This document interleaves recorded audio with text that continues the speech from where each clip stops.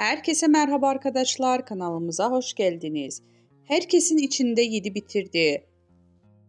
Dışarıda mesafeli görüntüler veren ve çok fazla yakın gözükmeyen Hande Erçel ile Hakan Sabancı ilk kez böyle görüntülendi.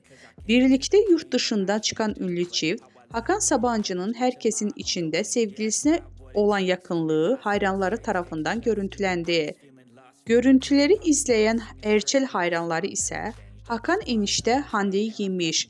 Hakan aşka geldi. Hakan biraz yavaş mı olsan yorumları yapıldı.